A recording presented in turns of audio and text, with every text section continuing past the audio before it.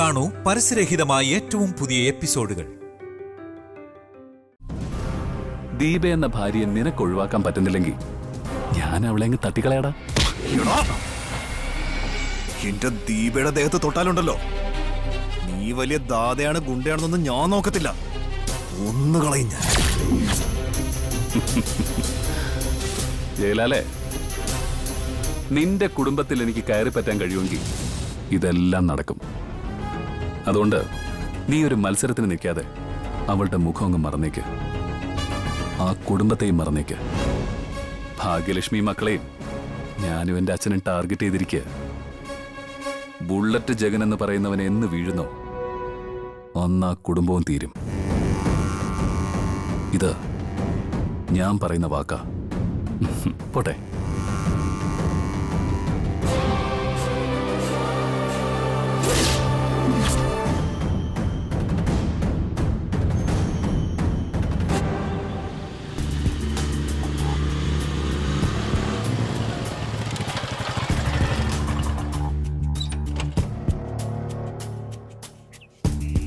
എത്ര പറഞ്ഞാലും നീ അനുസരിക്കില്ല അല്ലേ?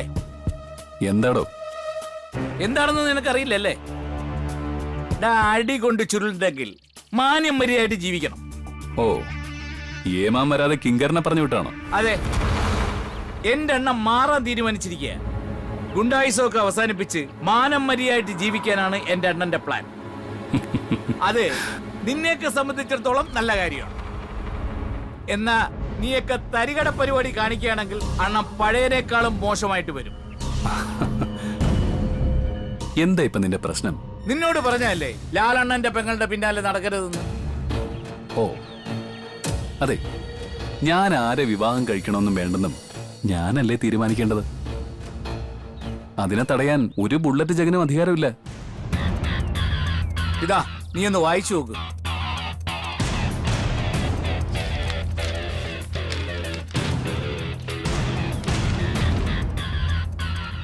എടാ സദാനന്ദന്റെ മോനെ കാർത്തി, നീ ഇപ്പോ എന്റെ വാക്ക് കേൾക്കാതെ തന്നിഷ്ടത്തിന് ഓരോന്നും ചെയ്തുകൊണ്ടിരിക്കുക. ഞാനിപ്പോ ഒന്ന് മാറി നിൽക്കുവാണെങ്കിലും ഉടനെ അങ്ങോട്ട് വരും. ആ സമയത്ത് ഒരു മനുഷ്യനായിട്ട് എനിക്ക് ജീവിക്കണമെന്നുണ്ട്. അതിനുള്ള അവസരം ഉണ്ടാക്കണമെന്നാണ് എന്റെ അഭ്യർത്ഥന. അതല്ല, നീ നിന്റെ രീതിക്കാണ് മുന്നോട്ട് പോകുന്നതെങ്കിൽ ഞാൻ എന്റെ ശൈലിയും തുടരും. അത് നിനക്കും നിന്റെ കുടുംബത്തിനും ആപത്താ. അത് ഓർത്തോ. നീ പറഞ്ഞു തന്നെ ഈ കത്തിലുള്ളത്. അതെ, ഇത്രയും കാലത്തെ അനുഭവം വെച്ച് പറയുക, ഈ കത്തിൽ പറയുന്ന കാര്യങ്ങൾ അനുസരിക്കുകയാണ് നിനക്ക് നല്ലത്. അണ്ണ ഇവിടെ ഇല്ലെന്ന് കരുതി നീ അധികം നിഗളിക്കട്ടടാ. ഞങ്ങളൊക്കെ മതി നിന്റെ വീട് കയറി ആക്രമിക്കാൻ. അതെ, കൂടുതൽ ഭീഷണിയൊന്നും വേണ്ട മോനെ. നിന്റെ അണ്ണന് വില്ലേജ് ഓഫീസറുടെ മോളെ ഇഷ്ടമാണ്. അങ്ങനെയുള്ളപ്പോ അവളുടെ പിന്നാലെ നടക്കരുത്, അവളെ ഇഷ്ടപ്പെടരുതെന്നൊക്കെ ആരെങ്കിലും പറഞ്ഞ ബുള്ളറ്റ് ജഗനത് സൂഹിക്കോ? അതുപോലെ തന്നെ എന്റെ കാര്യവും. ജയലാലിന്റെ പെങ്ങളാണെന്ന് അറിഞ്ഞിട്ടൊന്നും അല്ല ഞാൻ അവളെ സ്നേഹിച്ചത്. ഇടയ്ക്ക് ചാരുവിന്റെ വീട്ടിൽ പോയപ്പോഴാ അവള് ജയലാലിന്റെ പെങ്ങളാണെന്ന് ഞാൻ അറിഞ്ഞത്. കണ്ട മാത്രമേ തന്നെ ഇഷ്ടപ്പെട്ട പെൺകുട്ടിയെ ഞാനങ്ങ് കല്യാണം കഴിക്കാൻ പോവാ. ഇന്നും കൂടി ഞാൻ അവളുടെ വീട്ടിൽ പോയതേ ഉള്ളൂ. അറിഞ്ഞു, അതുകൊണ്ടാ ഞാൻ പറയാനുള്ള കാര്യങ്ങൾ നേരിൽ കണ്ട് പറഞ്ഞത്. അതെ, എന്നെ അവർക്ക് ഇഷ്ടമാണ്. ചാരുവിനും ചാരുവിന്റെ അമ്മയ്ക്കും. മിക്കവാറും ഈ ബന്ധം നടക്കും. അന്ന് ദീപ ചേച്ചിയും ജയലാലണ്ണനും തമ്മിൽ കല്യാണം നടക്കുന്ന ദിവസം നീയും നിന്റെ അച്ഛനും കൂടി അത് തടസ്സപ്പെടുത്താൻ നോക്കി. എന്നാ പുല്ലുപോലെ ഞാനും എന്റെ അണ്ണനും കൂട്ടുകാരും ചേർന്ന് ആ കല്യാണം ഭംഗിയായിട്ട് നടത്തി. അന്ന് അണ്ണൻ ആശുപത്രിയിൽ കിടന്നിട്ട് കൂടി അവിടെ നിന്ന് വന്നിട്ടാണ് ആ കല്യാണം നടത്തിയത്. നിനക്കും അതറിയാലോ. ആ സ്ഥിതിക്ക് ഇന്ന് ആരോഗ്യത്തോടു കൂടി എന്ത് ചെയ്യാനും മടിയില്ലാത്ത അണ്ണനും ഞങ്ങൾക്കും നിന്റെ കല്യാണം മുടക്കാൻ വലിയ സമയമൊന്നും വേണ്ട. താലി കെട്ടുന്ന സമയത്തായിരിക്കും ചിലപ്പോ നിന്റെ കഴുത്ത് വെട്ടുന്നത്. കൂടുതൽ പേടിപ്പിക്കൊന്നും വേണ്ട. ഞാൻ ചാരുവിനെ ഇഷ്ടപ്പെട്ടെങ്കിൽ അവളെ ഞാൻ കെട്ടിയിരിക്കും.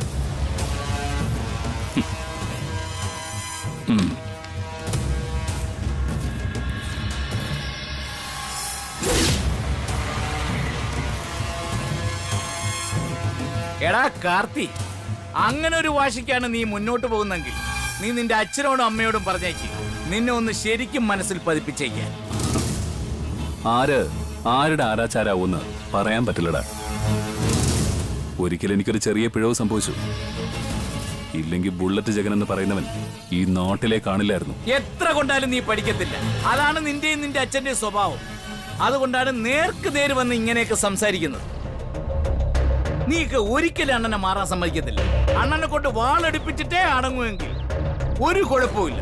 നിന്നെയൊക്കെ വെട്ടി നുറുക്കിയിട്ടായിരിക്കും അണ്ണ ഇനി ഗുണ്ടായുസത്തിലേക്ക് തിരിച്ചു വരാൻ പോകുന്നത്. സൂക്ഷിച്ചും കണ്ടുമൊക്കെ നടന്നു. നിന്റെ വീട്ടിൽ കയറി നിന്റെ അച്ഛന്റെ അമ്മയുടെ മുമ്പിൽ വെച്ച് നിന്നെ തല്ലിയിട്ടുണ്ട് എന്റെ അണ്ണൻ. അതാണ് ബുള്ളറ്റ് ജഗൻ. അതൊക്കെ ഓർമ്മയിൽ വെക്കുന്നത് നല്ലതാണ് അപ്പനും മോനും.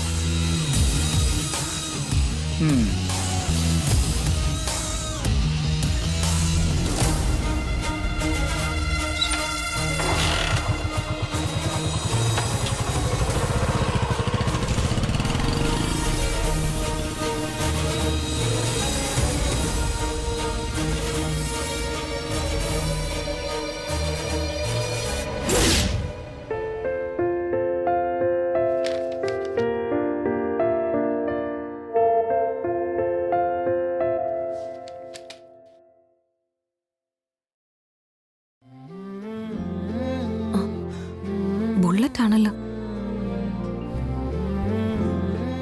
എല്ലാം ഞാൻ അറിയുന്നുണ്ട്. ഇപ്പൊ ഞാൻ മല കയറിയ ശേഷം തിരിച്ചിറങ്ങാ. ഒന്നുകൊണ്ട് പേടിക്കണ്ട. അവന് ഞാൻ താക്കീത് കൊടുത്തിട്ടുണ്ട്.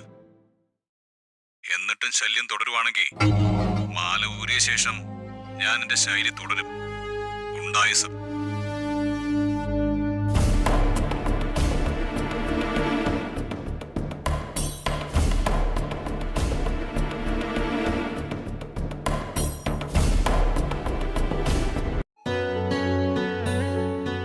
അമ്മേ, കുറെ നാളുകൾക്ക് ശേഷം ബുള്ളറ്റിന്റെ മെസ്സേജ് വന്നു.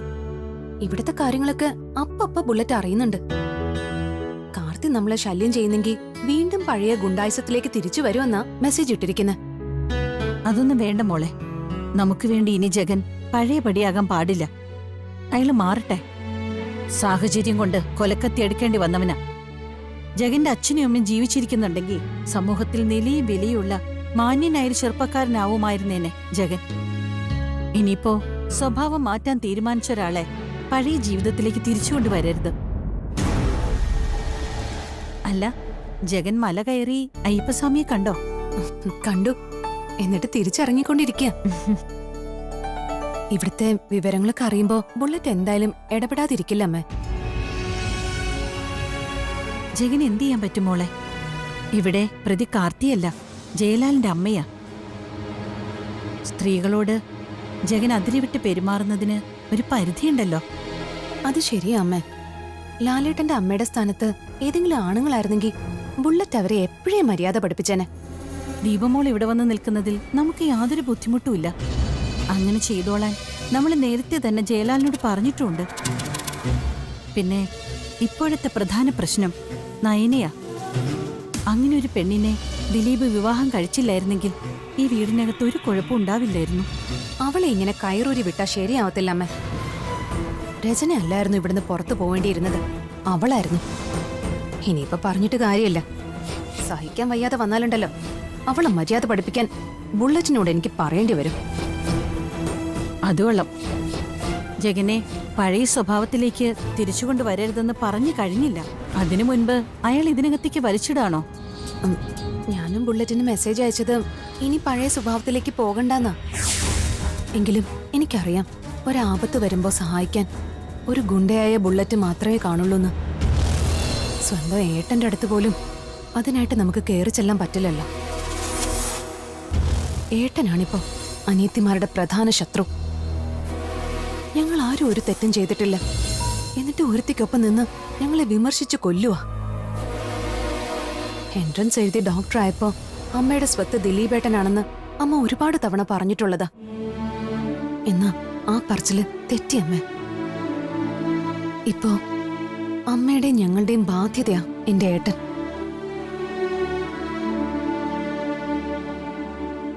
അമ്മേ, ഞാൻ ഇറങ്ങാ. ചേച്ചി ഇതെങ്ങോട്ടാ? ഞാൻ രചനയും ഹരിതയും താമസിക്കുന്ന വീട്ടിലേക്ക് പോവാ. എന്തൊക്കെയാ മോളി പറയുന്നേ? പേടിച്ചു പോവുന്നല്ലമ്മേ.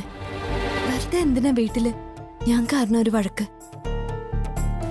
ഏതായാലും രചനയെ സ്വന്തം മോളായിട്ട് ഏറ്റെടുത്ത് കഴിഞ്ഞു. പിന്നെ അവൾക്കൊപ്പം താമസിക്കുന്നതിൽ എന്താ അമ്മേ തെറ്റ്? ഇനി എന്തേലും ഒരു ജോലിയൊക്കെ കണ്ടുപിടിച്ചിട്ട് പാർട്ട് ടൈം ആയിട്ട് പഠിക്കണം. പെട്ടെന്ന് ചേച്ചി ഇങ്ങനെ ഒരു തീരുമാനം എടുക്കാനുള്ള കാരണം എന്താ? ശരിക്കും പറഞ്ഞോ, നിങ്ങൾ എല്ലാവരും കൂടി ഞങ്ങളെ തോൽപ്പിക്കുക. ഇവിടെ കേറി വന്ന ഒരുത്തിയെ പേടിച്ച് എല്ലാവരും പുറത്തേക്ക് പോവുക. പേടിച്ചിട്ടല്ലെന്ന് ഞാൻ പറഞ്ഞല്ലോ. എനിക്കവിടെ അവരുടെ കൂട്ടുണ്ട്. പിന്നെ ഹരിതയും നല്ല കമ്പനിയാ. ഞാൻ പറഞ്ഞല്ലോ, ലാലേട്ടന്റെ അച്ഛന്റെ സുഹൃത്തിന്റെ മോള് ഹരിത. മൊത്തത്തിൽ ആലോചിച്ചപ്പോ തൽക്കാലം അങ്ങോട്ട് മാറുന്നതാ നല്ലതെന്ന് തോന്നി. അത് ജയലാൽ എടുത്തു കൊടുത്ത വീടല്ലേ മോളെ? അവിടുന്ന് ജയലാലിന്റെ അമ്മ നിന്നെ പുറത്താക്കിയാലോ? അങ്ങനെ പുറത്താക്കിയാല് ഞാനും രചനയും കൂടി എവിടെയെങ്കിലും ഒരു മുറി എടുത്ത് മാറും. അവൾ അത്യാവശ്യം തന്റെ ഇടമൊക്കെ ഉള്ള കൂട്ടത്തിലാ. അതുകൊണ്ട് ഞങ്ങൾക്ക് എങ്ങനെയെങ്കിലും ജീവിച്ചു പോകാൻ പറ്റും. എന്നെ നിങ്ങളെ തടയരുത്. ഇതെന്റെ ഉറച്ച തീരുമാനം. ഇതിൽ നിന്ന് ഞാൻ മാറുന്ന പ്രശ്നമില്ല. എപ്പോ വേണമെങ്കിലും എനിക്കിങ്ങോട്ട് വരാമല്ലോ അമ്മേ. എല്ലാവരെയും കാണാലോ. ഞാൻ പോയിട്ട് വരാം അമ്മേ.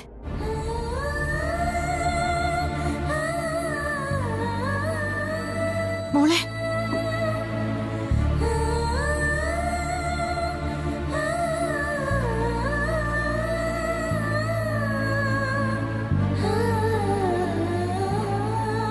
നിനക്ക് നയനയുടെ സ്വഭാവം മനസ്സിലായല്ലോ. വെറുതെ വഴക്കിനൊന്നും പോവണ്ട. അവൾ എന്താന്ന് വെച്ചാ പറഞ്ഞോട്ടെ. അതൊന്നും കയറി ഏറ്റുപിടിക്കണ്ട.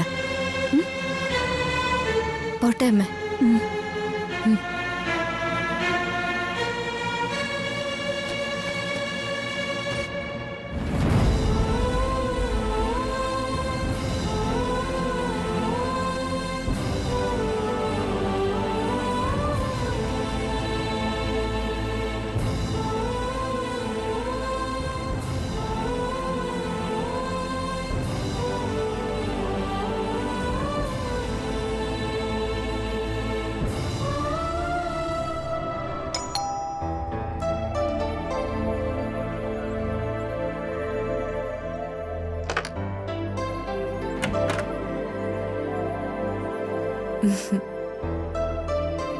ആ ദീപയോ? ഇനിയിപ്പോ നിങ്ങളുടെ കൂടെ ഒരാൾ കൂടി ഉണ്ട്.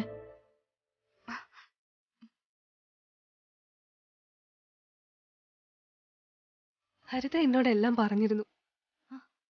ഹരിത ഇതെങ്ങനെ അറിഞ്ഞേ? ഇടയ്ക്കെന്നെ ജയേട്ടൻ വിളിച്ചിരുന്നു. ഈ വിവരങ്ങളൊക്കെ അറിഞ്ഞിട്ടാ വിളിച്ചത്. അപ്പൊ എന്നോട് പറഞ്ഞു ചേച്ചിക്ക് എന്ത് സഹായം വേണമെങ്കിലും ചെയ്തു കൊടുക്കണമെന്ന്.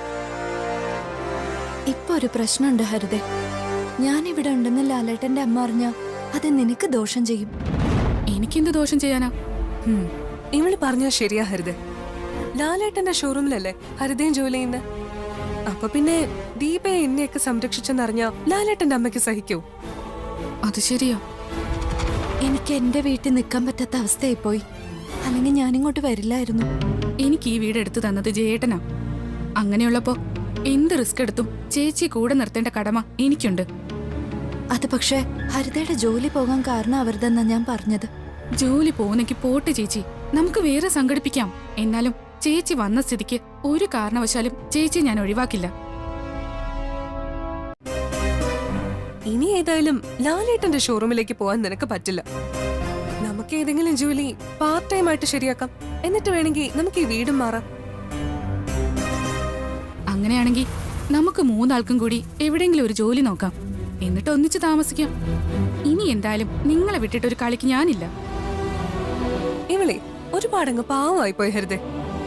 അല്ലെങ്കിൽ സ്വന്തം ഭർത്താവിനെ വീണ്ടും കിട്ടാൻ വേണ്ടിയിട്ട് ഇവൾക്ക് കോടതിയെ സമീപിക്കായിരുന്നു. അവിടെ ചിലപ്പോ ലാലേട്ടന്റെ അമ്മയെ നഷ്ടപ്പെടാനുള്ള സാധ്യതയുണ്ട്. അവരെന്തും ചെയ്യാൻ തയ്യാറായി നടക്കുക. ലാലേട്ടൻ കൂടെ വേണം. അത്രേ ഉള്ളൂ അവർക്ക്. ഓ, ആ സാധനത്തെ എങ്ങോ കൊന്നു കളഞ്ഞാലോ? നിനക്കറിയാലോ എന്റെ പഴയ സ്വഭാവം പുറത്തെടുത്താലുണ്ടല്ലോ, ഞാൻ ചിലപ്പോ അതൊക്കെ ചെയ്തെന്ന് വരും. അങ്ങനൊരമ്മയ്ക്ക് ജേട്ടനെയും ജേട്ടന്റെ ചേട്ടനെയും പോലെ രണ്ട് മക്കളെ എങ്ങനെയാ ജനിച്ചത്? അവരുടെ സ്വഭാവം അവരുടെ അച്ഛന്റെ സ്വഭാവ. അമ്മയുടെ സ്വഭാവം അതുപോലെ കെട്ടിയിരിക്കുന്നത് രണ്ട് പെൺമക്കൾക്കാ. അതുകൊണ്ടെന്താ? കല്യാണം കഴിച്ചു വിട്ടവള് തിരികെ വീട്ടിൽ കയറി ലാലേട്ടന്റെ ചെലവിലല്ലേ താമസിക്കണ്ടേ? വേറൊരുത്തിതാ കാർത്തിയെ കെട്ടാൻ പോവാ. അതിനി എന്തായി തീരുമെന്ന് കണ്ടറിയാം. ഞാൻ ഇപ്പോഴും പറയാം, നീ നിന്റെ ഏട്ടന്റെ ഭാര്യയെ പോലെ ധൈര്യം കാണിക്കണം. ഇവിടെ നിന്റെയും ലാലേട്ടന്റെ ഭാഗത്ത് ന്യായം ഉള്ളതുകൊണ്ട് നിനക്കൊന്നും വകവെച്ചു കൊടുക്കേണ്ട കാര്യമില്ല. നിന്റെ ഭർത്താവിന് വേണ്ടിയാണ് നീ യുദ്ധം ചെയ്യേണ്ടത്. അല്ലാതെ നിന്റെ അമ്മായിയമ്മ മരിക്കോ നാട് വിട്ടു പോവോ അതൊന്നും നീ നോക്കേണ്ട കാര്യമില്ല. ജയേട്ടൻ എന്തായാലും ചേച്ചിയില്ലാതെ ജീവിക്കാനൊക്കില്ല. അതുകൊണ്ട് ഇത്തിരി വൈകിട്ടായാലും അതിനൊരു തീരുമാനം ഉണ്ടാവും. ചേച്ചി വാ, ആ ബാഗിങ് താ.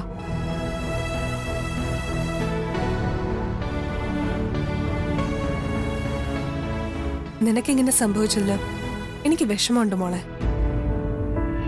നിങ്ങളെ തമ്മിൽ വേർതിരിക്കാൻ വേണ്ടി ഒരു സമയത്ത് ഞാൻ കുറെ നടന്നതാ. എന്നാലിപ്പോ നിങ്ങൾക്ക് രണ്ടാകേണ്ടി വന്നതിൽ അതിന്റെ ഇരട്ടി വേദനയുണ്ട് എനിക്ക്. നീ വാ.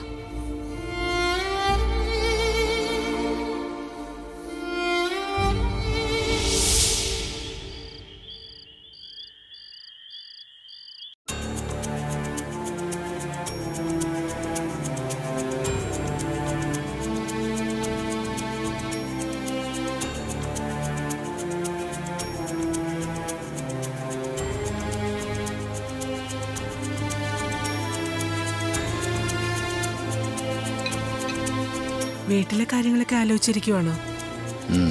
അതെ. എനിക്കെന്റെ മോനെ ഒന്ന് വിളിക്കാൻ പോലും പറ്റുന്നില്ല. അവനിപ്പോ ആത്മഹത്യ ചെയ്യാനുള്ള ഒരു മാനസികാവസ്ഥയിലായിരിക്കും. അതുപോലെ ആ കാര്യങ്ങളുടെ പോക്ക്. ഏതായാലും ദീപമോള് നമ്മുടെ മോൾക്കൊപ്പം കൂടിയല്ലോ, അത് തന്നെ വലിയൊരു ആശ്വാസ. അതെ. ഇനി നമ്മുടെ മോൾ ഇവിടെ വരുമ്പോ പറയും എനിക്ക് നല്ലൊരു ഏട്ടത്തെ കിട്ടിയെന്ന്. കാരണം ഇതുപോലെ നല്ല സ്വഭാവമുള്ള പെൺകുട്ടികളെ ഞാൻ കണ്ടിട്ടില്ല സുഖു. സത്യം പറയാമല്ലോ, ഈ ലോകത്തിലെ ഏറ്റവും വലിയ ദുരന്തമായ രാഗിണിക്കൊരു അവശത വന്നാൽ പോലും കൂടിരുന്നേനെ ആ പാവം. അതുപോലും മനസ്സിലാക്കാതെയാ ആ കൊച്ചിനെ നടതള്ളിയത്. ഇനി അതേപ്പറ്റി പറഞ്ഞിട്ടൊന്നും കാര്യമില്ല ഗംഗേട്ട. നല്ലവരെ തിരിച്ചറിയാൻ കഴിയുമായിരുന്നെങ്കിൽ തലമണ്ട അടിച്ചു പൊട്ടിച്ച് പൂജയെ അവിടുന്ന് പുറത്താക്കുമായിരുന്നോ? അല്ല, ഒരു കണക്കിന് ആലോചിച്ചാൽ പൂജ അവിടെ അമ്മയുമാണ് കുറച്ചെങ്കിലും രാഗത്തെ ഒന്ന് അടക്കി നിർത്തിയത്. അവൾ ഒരിക്കലും പ്രതീക്ഷിച്ചതല്ല മരുമോളും അമ്മയും കൂടെ അവളെ ജയിലിലാക്കുമെന്ന്. ആ സമയത്ത് ഇന്നത്തെ ജയനെ പോലെ മരിക്കണോ അതോ ജീവിക്കണോ എന്ന അവസ്ഥയിലായിരുന്നു ഹരി. അവസാനം ഞാനും ജയനും ഒക്കെയാ പറഞ്ഞത് ഭാര്യയോടൊപ്പം ഉറച്ചു നിൽക്കാൻ. കാരണം അവളുടെ ഭാഗത്ത് തെറ്റൊന്നുമില്ല. ഇപ്പൊ ജയനും ദീപയുടെ ഭാഗത്ത് തന്നെ ഉറച്ചു നിൽക്കുന്നത്. പക്ഷേ അവനില്ലാതെ കുടുംബം മുന്നോട്ട് പോകില്ല എന്നറിയാവുന്ന രാഗിണി അതിബുദ്ധി കാണിച്ച് അവനെ കൂട്ടിക്കൊണ്ടുപോയിരിക്കും. സത്യം പറയാമല്ലോ സുഖു, അവള് മണ്ണെണ്ണ ഒഴിച്ചപ്പം കത്തി തീരട്ടെന്ന് കരുതിയാ മതിയായിരുന്നു. അങ്ങനെ സംഭവിച്ചിരുന്നെങ്കിൽ ഒരു കുഴപ്പമില്ലായിരുന്നു. ആകെ ഇനി അവിടെ കല്യാണം നടക്കാനുള്ളത് ചാരുവിന്റെയാ. ആ രണ്ടേട്ടന്മാരുടെ അത് ഗംഭീരമായിട്ട് നടത്തിയേനെ. അതുപോലെ അവർക്കും നല്ലൊരു ജീവിതം കിട്ടിയേനെ. ഏതെങ്കിലും മക്കള് അമ്മ കത്തിത്തീരാൻ ആഗ്രഹിക്കുവോ ഗംഗേട്ട? അതൊക്കെ മക്കളോട് സ്നേഹമുള്ള അമ്മമാരുടെ കാര്യമാ. എല്ലാ സ്ത്രീകൾക്കും ഭർത്താക്കന്മാരുടെയും മക്കളുടെയൊക്കെ കാര്യത്തില് കുറച്ച് സ്വാർത്ഥതയൊക്കെ ഉണ്ട്. പക്ഷേ ഒരിക്കലും മക്കളുടെ ജീവിതത്തിൽ വഴിമുടക്കില്ല. അവര് നല്ല നിലയിൽ ജീവിക്കാനേ ആഗ്രഹിക്കൂ. എന്നാൽ ഇവിടെ അതാണ് നടക്കാതെ വന്നിരിക്കുന്നത്. അവക്ക് അവിടെ കാര്യം മാത്രം. മരുമക്കളൊന്നും മനുഷ്യരാണെന്ന് ചിന്തിക്കാനുള്ള ഒരു മാനസികാവസ്ഥയിലൂടെ അല്ല അവള് കടന്നു പോകുന്നത്. അതുകൊണ്ടാണ് ഞാൻ പറഞ്ഞത് അവള് കത്തി തീരണമെന്ന്. എന്റെ മക്കളെ ജീവിക്കാൻ അനുവദിച്ചില്ലെങ്കിൽ, അവരെ ഇട്ട് ബുദ്ധിമുട്ടിക്കുകയാണെങ്കിൽ ചിലപ്പോ ഞാനത് ചെയ്യും. അവളെ കത്തിച്ചു കളഞ്ഞിട്ട് ഞാൻ പോയി ജയിലിൽ കിടക്കും. അങ്ങനെയൊന്നും ചിന്തിക്കാതെ ഗംഗേട്ട. എങ്ങനെ ചിന്തിക്കാതിരിക്കും സുഖു? അത്രയ്ക്കങ്ങ് മടുപ്പിച്ചു കളഞ്ഞില്ലേ അവള്? എത്ര ജീവിതങ്ങളാ അവള് കാരണം വേദനിക്കുന്നത്. എല്ലാരും വിട്ടേരെ. പക്ഷെ ആ ദീപമോളുടെ പ്രാക്കുണ്ടല്ലോ, അതിൽ നിന്ന് അവൾ ഈ ജന്മം രക്ഷപ്പെടാൻ പോകുന്നില്ല. അല്ലേ, നീ നോക്കിക്കൂ. ചായ കുടിക്കുന്നില്ലേ? വേണ്ട.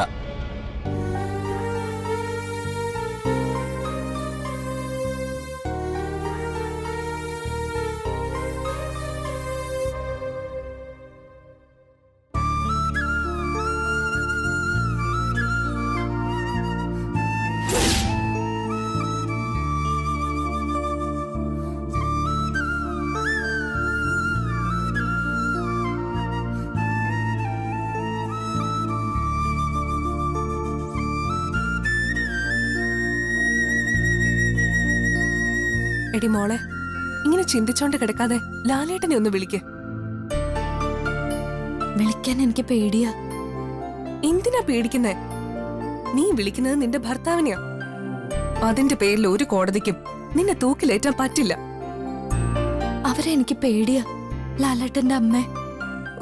പേടി നിന്റെ കൂടപ്പിറപ്പാണല്ലോ, പിന്നെ പറഞ്ഞിട്ട് കാര്യമില്ല. നീ ഒന്ന് വിളിക്കാൻ നോക്ക്, അല്ലെങ്കിൽ ഞാൻ വിളിച്ചുതരാം. വേണ്ട, ഞാൻ വിളിച്ചോളാം.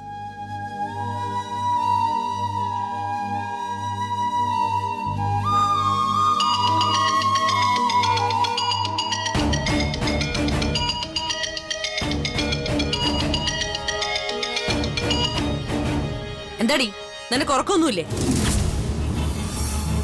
അവൻ ഇനി നിന്റെ വിളി കാത്തിരിക്കാനൊന്നും പോകുന്നില്ല. മേലിൽ ഇങ്ങോട്ട് വിളിച്ചേക്കരുത്.